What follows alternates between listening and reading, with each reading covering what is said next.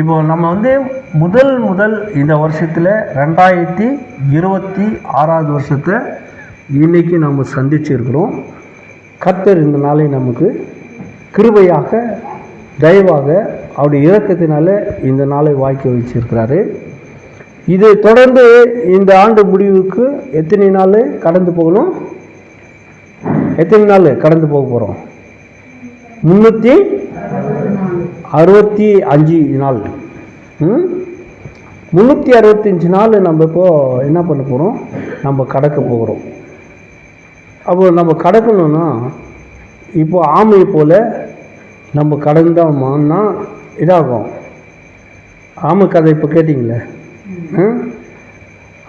ஆமை போல் போனோம்னா 365 நாள் எப்படி நம்ம கடிக்கிறதுன்ற கஷ்டம் இருக்கும். அப்போ நம்ம விறுவிறுப்பாக இந்த நாட்களை நாம் அனுபவிக்க நம்ம விவேகமாக ஞானமாக நம்பிக்கையோடு விசுவாசத்தோடு இந்த நாட்களெல்லாம் நம்ம என்ன பண்ண போகிறோம்? சந்திக்க போகிறோம். இது நம்ம மைண்ட் செட்டப் என்னன்னா 365 நாள் நான் என்ன பண்ண போகிறேன்? சந்திக்க போகிறேன். அடுத்து 27வது வருஷத்தை நான் பார்க்க போகிறேன்றது நம்முடைய நம்பிக்கை. ஆனால் கர்த்தருடைய பார்வையில் அது எப்படி இருக்குன்னு உங்களுக்கும் தெரியாது, எனக்கும் தெரியாது. ஏன்னா உங்களுக்கும் தெரியாது, எனக்கும் தெரியாது. ஆனால் தேவன் நமக்கு இந்த வருஷத்தையும் இந்த நாளையும் இந்த நேரத்தையும் இந்த நாழிகையும் இந்த நிமிஷத்தை கர்த்தர் நம்ம வாழ்க்கை செய்திருக்கிறார். அல்லேலூயா. தொடர்ந்து இப்போது இந்த 365 நாளை நம்ம கடந்து போவதற்கு உங்கள் சுய பலத்தினாலோ உங்களுடைய திறமையினாலோ உங்களுடைய ஞானத்தினால அல்லது என்னுடைய திறமை என்னுடைய பலத்தினால ஒன்றுமே முடியவே முடியாது. ஆனால் கர்த்தருடைய கிருபை மாத்திரம்தான், அவருடைய கரம் மாத்திரம்தான் நம்மை வழி நடத்த அவரால் தான் முடியும். அப்போ அந்த வழி நடத்துதல் தான் இன்னைக்கு அது நம்முடைய வாழ்க்கையில் வேண்டும் என்பதற்கு வேத வசனத்தில் நமக்கு அநேக, நான் அப்போ சொன்ன மாதிரி கட்டளைகள் இந்த 365 நாள் நம்ம கடந்து போகணும்னா அவர் இதோ உலகத்தின் கடைசி பரிந்தும் சகல நாட்களிலும் எப்போதும் நான் இருக்கிறேன்னு சொல்கிறது அவருடைய வாக்கு தத்துவம். இந்த ஒரு வருஷம் மாத்திரம் இல்லைப்பா, இன்னும் உனக்கு நீடித்த ஆயுசு வருஷங்களை கூட்டி கொடுத்து இன்னும் அநேக ஆண்டுகளாக நீ நீடித்த வாழ்ந்திருப்பாய் சுகித்திருப்பாய்ன்றது கர்த்தர் நமக்கு கொடுத்திருக்கிற வாக்கு தத்துவம். ஆனால் அவைகளை சுதந்திரித்துக் கொள்வதற்கு ஒரே ஒரு நிமிஷம் கூட நம்ம கடந்து போகணும்னா அவருடைய கட்டளையே நம்ம கை கொண்டு நடந்தால் தான். புரியுதா உங்களுக்கு? நமக்கு இந்த ஒரு வருஷத்தை மாத்திரம் இல்லை, இன்னும் பல ஆண்டுகளை கர்த்தர் கொடுக்க வல்லவர். அதுதான் அவருடைய விருப்பம், அதுதான் அவருடைய நோக்கம். நமக்குன்னு கர்த்தர் நாட்களை அவர் என்ன பண்ணுறாரு? நியமித்து வைத்திருக்கிறார். நமக்கு என்ன நடக்க போகிறதுன்றதும் அவருக்கு நல்லா தெரியும், உங்களுக்கு எனக்கும் தெரியாது. ஒரு தம்பி முந்தா நாள் எனக்கு தெரிஞ்ச ஒரு ஊழியக்காரர் தான். அவர் 6 மணிக்கு கரெக்டாக என்ன பண்ணிக்கிறார்? விபத்தில் மறிச்சிருக்கிறாரு. அப்போது அந்த 6 மணி அந்த ஒரு நிமிஷத்துக்கு முன்னாடியே, அந்த அவர் மறிக்கிற டைமுக்கு முன்னாடியே ஒரு நிமிஷமோ 2 நிமிஷத்துக்கு முன்னாடி நான் இப்போ மறிப்பேன்னு யோசிச்சிருப்பாரா? இல்லை, திடீர்னு அந்த ஆக்சிடென்ட் மறிச்சிட்டாரு. அதனால் இதை நிதானிக்கிறதுக்கு உங்களால் முடியாது, என்னால் முடியாது. ஆனால் நம்முடைய நாட்களெல்லாம் கர்த்தருடைய கையில் இருக்குது. நம்முடைய முடிவெல்லாம் யார் கையில் இருக்குது? அது இந்த உலகம் உண்டாவதுக்கு முன்னாடியே அவர் முன்குறித்தே நமக்கு இதெல்லாம் அவர் என்ன பண்ணியிருக்கிறாரு? அவருடைய சிந்தையில் அவர் என்ன பண்ணியிருக்காரு? யோசித்து அது அவர் வச்சிருக்கிறாரு. அதனால் அவர் ஒருத்தருக்கு தான் தெரியும் நம்முடைய வாழ்க்கை எப்படிப்பட்டது, அது எப்படி முடியும் என்பது, அது எந்த நிலையில் முடியும் என்பதெல்லாம் அவருக்கு தான் தெரியும். ஆனால் இவைகளை அறிவதற்கு நமக்கு ஞானம் இல்லாததுனால நமக்குள்ள ஒரு விசுவாசம் இருக்குது பாருங்க. விசுவாசம், கர்த்தர் மேலே வச்சிருக்கிற நம்பிக்கை, அதில் தான் நம்ம என்ன பண்ணுறோம்? அந்த விசுவாசத்தினாலே நம்ம பிழைக்கிறோம். ஏன்னா கர்த்தர் வழி நடத்துவார், எனக்கு இன்னும் அநேக ஆண்டுகள் கொடுப்பார், இன்னும் பல வருஷங்கள் நான் சுகித்து நான் வாழ முடியும். எனக்கு அது நம்ம குறிக்கோள்களெல்லாம் இருக்குல்ல, நம்முடைய குறிக்கோள்கள், இதை நிறைவேற்றணும் அதை நிறைவேற்றணும், அதெல்லாம் நம்முடைய நம்பிக்கையில், அதாவது தேவன் நம்மளை நடத்த முடியும், அவர் செய்வார், அவர் எனக்கு இதெல்லாம் காண வைப்பார், இதெல்லாம் நான் அடைவதற்கு அவர் உதவி செய்வார்ன்றதெல்லாம் நம்ம அவர் மேலே வைத்திருக்கிற விசுவாசம், அவரை டிபைன் பண்ணி அவரை சார்ந்து நம்ம நம்புகிற நம்பிக்கை. ஆனால் அவரை இல்லாமலே நாமளே என்னால் இதை செய்ய முடியும், இது நான் கடந்து வர முடியும், ஒரு நிமிஷமாவது கண்டிப்பாக என் சுய பலத்தினால, சுய அறிவினால, சுய திறமையினால என்னால் பயணம் செய்ய முடியுன்றது நம்ம யோசித்தோம்னா அது நமக்கு அறியாமைன்றது அர்த்தம். அதில் கண்டிப்பாக நமக்கு எந்த விதமான வெற்றி கிடைக்காது. சரி, இப்படி இருக்கும்போது இந்த நாட்கள், வருஷங்கள் இதெல்லாத்தையும் ஒரு 2 வசனத்தை நான் குறிப்பாக சொல்லிவிட்டு அதுக்கப்புறம் முக்கியமான விஷயத்துக்கு நான் கடந்து போகிறேன். இதை பற்றி வேதம் என்ன சொல்லுகிறது என்று சொன்னால், சங்கீதம் 65:11 வருஷத்தை கர்த்தர் நன்மையால் முடிசூட்டுகிறார். வருஷத்தை கர்த்தர் நன்மையால் முடிசூட்டுகிறார். இப்போது நான் சொன்னேனே, இந்த 26வது வருஷத்தில் 365 நாள் நாம் சந்திக்க போகிறதுக்காக விசுவாசத்தோடு காத்திருக்கிறோமே. சந்தித்து அதெல்லாம் நம்ம என்ன பண்ண போகிறோம், எல்லாவற்றிலும் நம்ம கடந்து போய் ஆண்டவருக்கு சித்தமான கிருபை இருந்துச்சுன்னு சொன்னால் இன்னும் அநேக ஆண்டுகள் நம்ம நீடித்து வாழ முடியுன்றதெல்லாம் விசுவாசத்தில் எதிர்பார்த்து கொண்டு இருக்கிறோம் இல்லையா? அந்த விசுவாசத்தில் எதிர்பார்த்து கொண்டு இருக்கிறதுல முக்கியமாக நம்ம அறிந்து கொள்ளக்கூடிய விஷயம், ஆண்டவராகிய தேவன், நம்முடைய கர்த்தராகிய இயேசு கிறிஸ்து, நம்முடைய தேவன் நம்ம வாழ்க்கையில் இந்த சங்கீதத்தில் நம்ம வாசித்தபடி வருஷத்தை நன்மையால் அவரே முடிசூட்டுகிறவர். இப்போது 2025 கடந்தோம் இல்லையா? இங்கே கவனிங்க, எல்லாரும் இங்கே கவனிங்க. 2025 அந்த முதல் நாள்லேருந்து இந்த இப்போது நம்ம ஒரு அரை மணி நேரம் ஆச்சு இல்லையா? இந்த அரை மணி நேரத்தில் இந்த புது வருஷத்தை நம்ம கடந்து வந்திருக்கோம். அப்போ அதுக்கு முன்னாடி நம்ம அந்த 365 நாள் நம்ம கடந்து வந்தது எப்படி நம்மளால் முடியுமான்றதில் நம்பிக்கையே இல்லாமல் கர்த்தருடைய கிருபையினால் நம்ம கடந்து வந்தாச்சு. அன்றைக்கும் இப்படி தான் யோசிச்சிருப்போம், இந்த 365 நாளில் நம்ம எப்படி ஓட்ட போகிறோம்.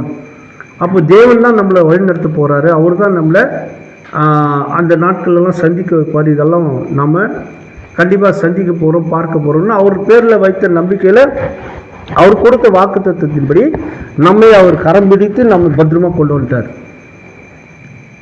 கொண்டு வந்ததுனால தான் இப்போ நம்ம அடுத்த கட்டம் இதை 2026 வருஷத்தில் இப்போ நம்ம சந்தித்து இந்த அரை மணி நேரம் 35 நிமிஷம் ஆயிடுச்சு. இந்த 35 நிமிஷத்துக்கு கடந்து வந்துட்டோம். இப்போ இதுக்கு பிறகு இதை நாம் கடந்து போகிறதுக்குள்ள நாம் நல்லா கவனமாக பார்க்கும்போது எப்படி 2025 கர்த்தர் சொன்னார் நன்மையால் முடிசூட்டுவேன்னு சொல்லிட்டு, உங்களுக்கு நன்மையினால் முடிசூட்டினாரா இல்லையா? அதை சொல்லுங்கள். ஐயோ, புரியலையா நான் சொல்கிறது? 2025 வருஷத்தை கடந்து வந்துட்டீங்களே, நம்ம வந்துட்டோம் இல்லை, 365 நாள் தாண்டி வந்துட்டோம் இல்லை. அப்போது இந்த வசனம் ஆண்டவர் சொல்கிறாரு, கர்த்தர் வருஷத்தை நன்மையால் முடிசூட்டுகிறவர் என்று சொல்லுகிறாரு. அது விசுவாசிக்கிறீங்களா? விசுவாசிக்கிறீங்களா? பின்ன என்னத்துக்கு இன்னும் தூக்கம் வருதா உங்களுக்கு? அப்போ அந்த வார்த்தையின்படி, கர்த்தர் சொன்ன வாக்குத்தத்தத்தின்படி நன்மையால் முடிசூட்டுகிறவர் என்கிறது நிறைவேற்றிட்டாரா இல்லையா? ஆமாம், நன்மை. ஒருவேளை நீங்கள் சொல்லலாம், இந்த 25வது வருஷத்தில் நான் எவ்வளோ கஷ்டத்தை அனுபவிச்சிருக்கேன், எவ்வளோ வேதனைகள் ஆச்சு. ஒரு முறை நம்ம ஏஞ்சல் அவளுடைய அந்த ஆப்ரேஷன் பிறகு அவர் சொன்ன ஒரு சாட்சி என்னன்னு கேட்டால், ஆனால் அது ஆரம்பத்திலேயே ஆண்டவர் அனுமதிச்சாருன்னா, ஆனால் ஆண்டவர் எல்லாம் நன்மைக்கே செய்து முடித்திருக்கிறாருன்னு சொன்னது கேட்டீங்கல்ல சாட்சி. அதுபோல் நம்ம வாழ்க்கையில் கர்த்தர், ஒருவேளை நீங்கள் நினைக்கலாம் ஆண்டவர் நன்மையினால் முடிசூட்டுறதாக சொல்கிறாரு, 25வது வருஷத்தில் நான் எவ்வளோ உபத்திருத்தப்பட்டேன், எவ்வளோ அவமானம் வந்துச்சு, எவ்வளோ நிந்தாச்சு, எவ்வளோ ஏமாற்றங்கள், எவ்வளோ எனக்கு தோல்வியாக இருந்ததுன்றதெல்லாம் நீங்கள் பட்டியல் போட்டு சொல்லுவீங்க, நானும் சொல்லுவேன். ஆனால் அப்படிப்பட்ட ஒரு பள்ளங்கள், அப்படிப்பட்ட ஒரு கடினமான காரியங்கள் நம்ம வாழ்க்கையில் வந்தாலும், ஆனாலும் அதுலேருந்து தப்பி வைத்து நம்மளை வழி நடத்தினாரா இல்லையா? அதுதான் கர்த்தர் நமக்கு முடிசூட்டுகிறார், நன்மையினால முடிசூட்டுகிறார், நன்மையினால நம்மளை வழிநடத்தி இருக்கிறார். அது நீங்கள் விசுவாசிக்கிறீங்களோ இல்லையோ தெரியல, நான் விசுவாசிக்கிறேன். அல்லேலூயா. நன்மையால் அவர் என்ன சொல்ல, வாயை திருப்திப்படுத்துகிறாரு, மனசை திருப்திப்படுத்துகிறாரு. நம்முடைய தேவைகளெல்லாம் சந்தித்து நம்மளை சுகத்தோடு பத்திரத்தோடு திருப்திகரமாக நடத்தி இருக்கிறார். அதனால தான் இந்த வசனம் சொல்லுது, கர்த்தர் வருஷத்தை நன்மையால் முடிசூட்டுகிறவர். காரணம் என்னன்னு கேட்டால், நீதிமொழிகள் 9:19 எடுத்து வாசிங்க. நீதிமொழிகள் 9:11 வசனம், 9ஆம் அதிகாரம் 11வது வசனம். நல்லா கர்த்தர் வருஷத்தை நன்மையால் முடிசூட்டுகிறவர். அப்படிதான் நம்மளை இந்த 2025 முடிசூட்டி கொண்டு வந்துட்டாரு.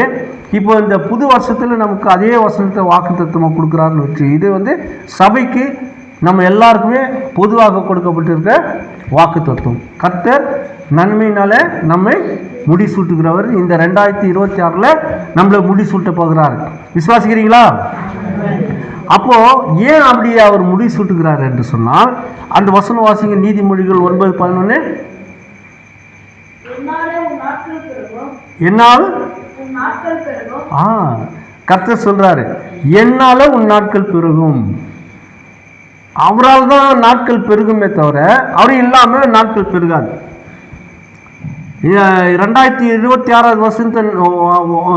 வருஷத்தை நான் முழுமையாக சந்திச்சு நான் தாண்டி வந்துடுவேன் நீங்க யாராவது நம்பி விசுவாசித்தீங்கன்னா, அந்த இடத்துல நீங்க ஒன்று மாத்திரம் கவனமாக வச்சுக்கணும்.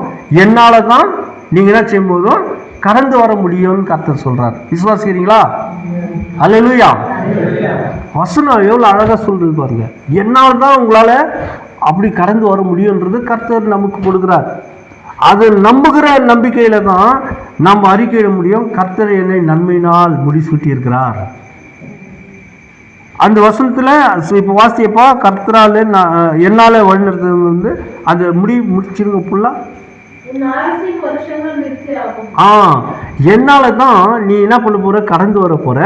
உன் ஆயுசு வருஷங்களும் திருப்தியாகும். விருத்தியாகும்னா இன்னும் விரிவாக பெருகும். அதாவது நம்ம கேட்குற இந்த 2026 வருஷத்தை ஃபுல்லாக நான் சந்திக்கணும்னு எதிர்பார்க்கறத அவர் வருஷத்தை என்ன பண்ணுறாரு, விருத்தி ஆக்குறாரு. அப்போ விருத்தி ஆக்குறாருன்னா இன்னும் நீடித்த அநேக ஆண்டுகளை நமக்கு கூட்டி கொடுக்க போகிறாரு. இது எப்படி ஆகும்னு சொன்னால், அந்த வசனம் சொல்றது, என்னால் தான் நீங்கள் கடந்து வர முடியும். கர்த்தரால் தான் நம்ம இந்த 2026 வருஷத்தை முடிக்க போகிறோம். முடித்தது மாத்திரமல்ல, அதை கர்த்தர் விரிவாக்கம் தருகிறார். புரியுதா? அப்போ விரிவாக்கி தருகிறார். இதனால தான் இங்க வசனம் சொல்லுகிறது, அதை என்னும் அறிவை நமக்கு கர்த்தர் கட்டளையிடுகிறார். அதாவது நம்மளுடைய நேரம், நல்லா தூங்காதீங்க. கொஞ்சம் கடினமான நேரம் தான், ஆனா ஆழமான சத்தியம். தூங்காதீங்க. அல்லேலூயா சொல்லுங்க. அதுதான் இந்த அல்லேலூயா கண்டுபிடிச்சாங்க. அல்லேலூயா சபைன்னு சொல்லிட்டு கிண்டல் அடிப்பாங்க யாராவது.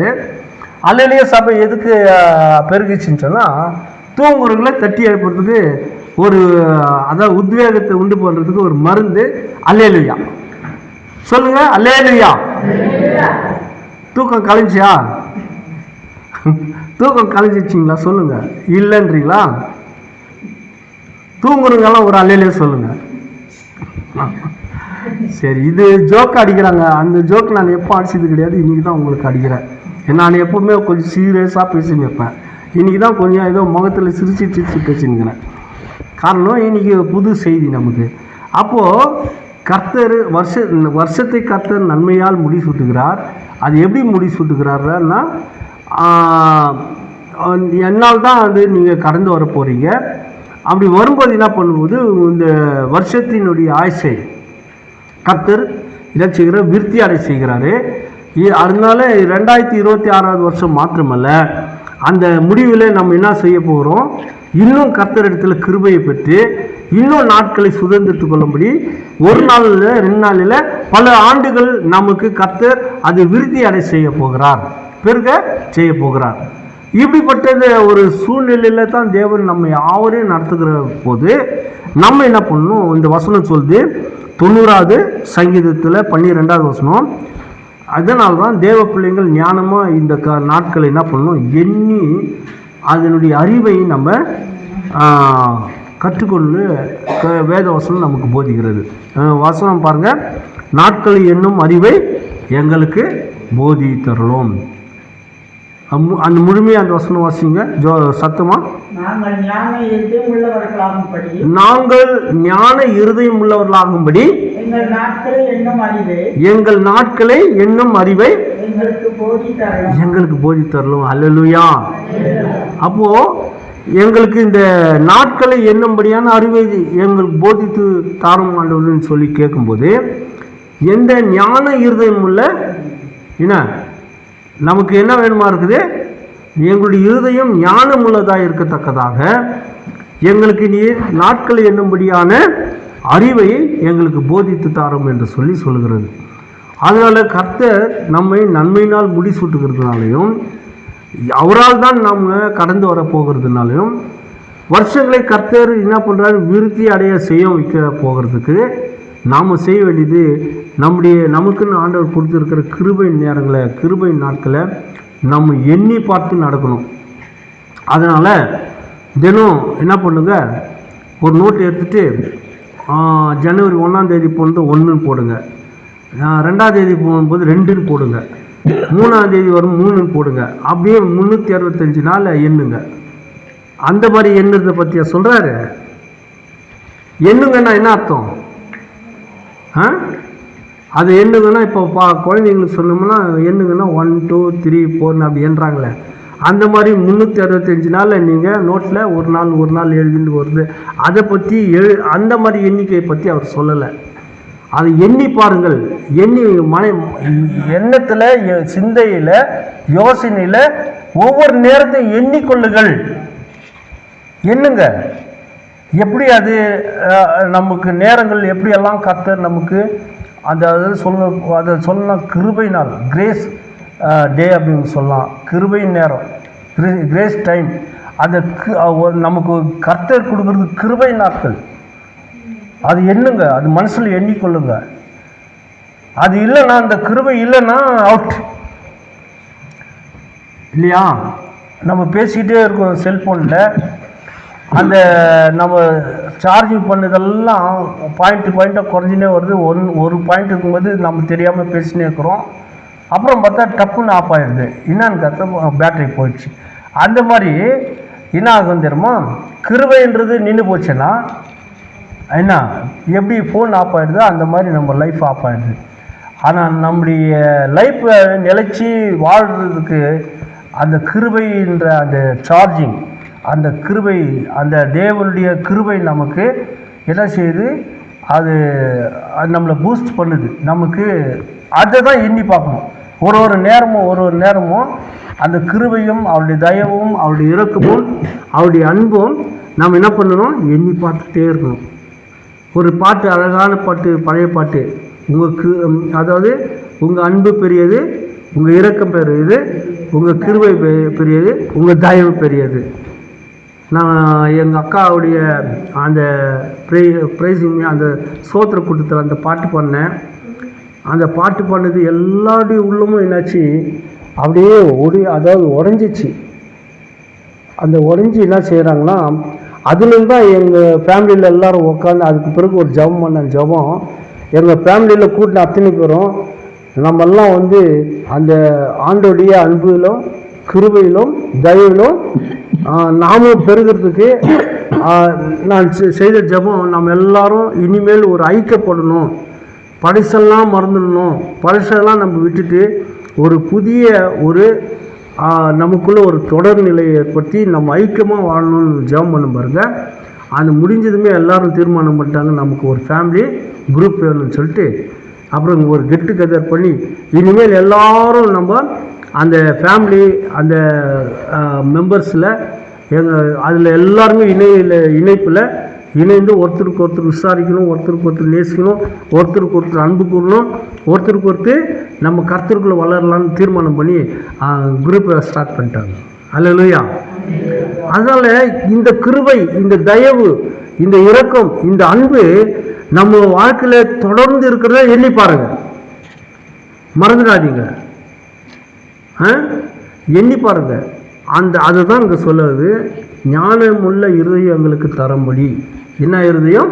ஞானமுள்ள இருதயத்தை ஆண்டவரே எங்களுக்கு தாரும் என்று சொல்லி நமக்கு இந்த நாட்களை எண்ணும்படியான அறிவை கர்த்தர் தர வேண்டும் என்று சொல்லி அதை குறித்து வேதம் நமக்கு போதிக்கிறதை நம்ம ஏற்றுக்கொண்டு அதன்படி நடக்கணும்.